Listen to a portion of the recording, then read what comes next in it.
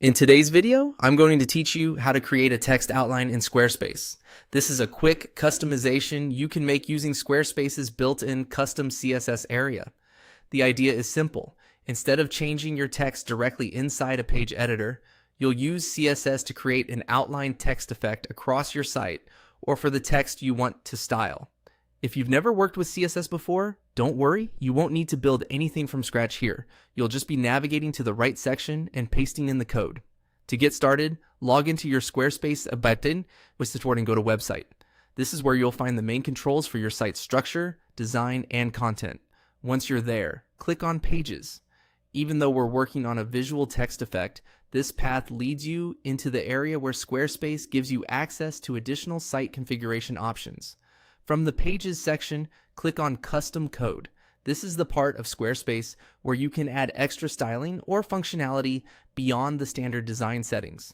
It's especially useful when you want more control over how your site looks. Next, select Custom CSS. This is the exact place where you can apply style changes to your site without editing each individual text block manually.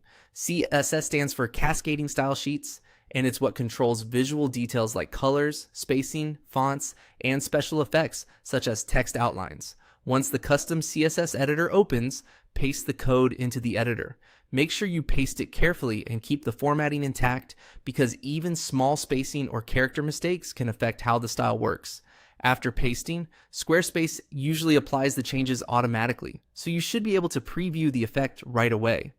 If you don't immediately see the outline text effect, give the page a moment to refresh or check whether the code is targeting the right text elements on your site.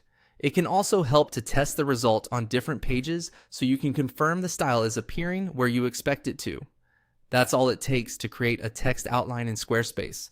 As a final tip, it's always a good idea to review your site on both desktop and mobile after adding custom CSS, just to make sure the text remains readable and looks clean on every screen size. Once everything looks right, you're all set.